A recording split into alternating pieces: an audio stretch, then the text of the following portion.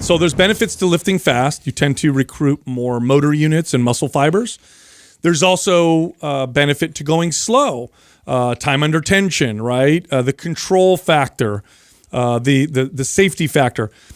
Most people I encourage to lift with a controlled, slower tempo, mainly because the risk of injury is so much lower and you get great benefit anyway. That's basically it. Lifting fast is fine. The problem with lifting fast is it requires a great deal of control. I save that for highly trained people with lots of control. Like, I don't like to see fast squats unless you're like an excellent squatter, and most people just aren't. So everything's got to be slower and controlled. But there's value to both. And now, what does that mean? That means try a little bit of both, but always be careful, because the faster you do the reps, the higher the risk of injury and the more control you have to have over. I mean, to give you a simple example, I could do a very slow, I could mimic throwing a baseball very slowly and it's not going to hurt my shoulder. And I got to throw it real fast and I'll feel it in my shoulder. So same thing with lifting. In fact, there was that recent study that showed that fast crunches, activated more muscle fibers than slow crunches.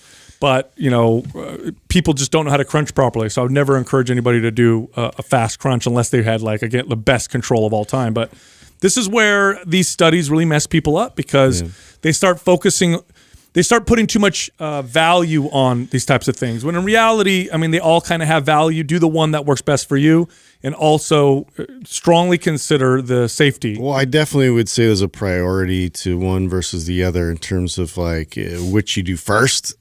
So I would definitely lean more towards the time under tension and the slow, methodical approach first, to be able to understand what that connection feels like and to be able to go through the recruitment process. Not to mention it's safer, but I mean, they both have value, but to be able to go there first and then get to fast is crucial for you to be able to get success, further down the road. You got to be tired of hearing me say this, but the answer is it's the one that you do the least. Yeah. If you want to know which one would build the most muscle in this case, because by the way, in a completely controlled environment, we did a study. If the load was the same, time under tension is the time that is the same. It's just the reps are changing a little bit. It'd probably be a splitting hair difference of what Sal's saying. So it means nothing, right? But if you're just like normal people that are following some sort of a routine and you probably gravitate towards training one way more than the other, the one that's going to build the most muscle is the one you rarely do.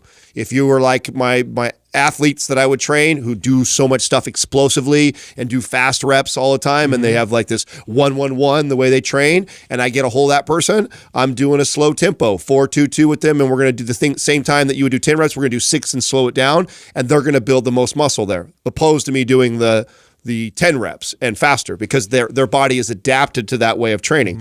And the vice versa is true. So if you're somebody who trains like a bodybuilder, slow and control of time, and you never train like an athlete that's explosive and fast reps, you doing the fast reps is going to build you the most muscle. So that's, I think, is the theme of these types of questions. But the biggest factor that people need to consider is literally the benefit versus risk. Well, that's why Justin's point is perfect. Yes. Like if I got a clean slate, right, and someone's asking this question, we've never trained at all, I'm always going to go slower control before we ever move into explosive. Well, think about it this way. Of all the people that you ever trained and worked with, what percentage of them did you ever encourage to lift explosively and fast, right? Very small. Very slim, yeah. The chance of injury, the risk of injury goes up so much with speed of reps that it's almost not worth it for a lot of people, mainly because people don't have the control and the stability to do it. Most people don't have the control and the stability to do fast curls, let alone fast deadlifts, fast overhead presses, fast bench presses, fast squats. Yeah. So you got to consider that as well. So although definitely, the one you're not doing is the one that's going to build the most muscle, what you don't want to do is, I always train slow, I always train controlled, I've got good muscle development, I'm just going to switch into this explosive training. Okay, you think you have the control to do explosive training, but if you've never done it before, I would go medium before going fast. Work your way up, because it requires it's a whole different skill. That's fair. I think that's a good point.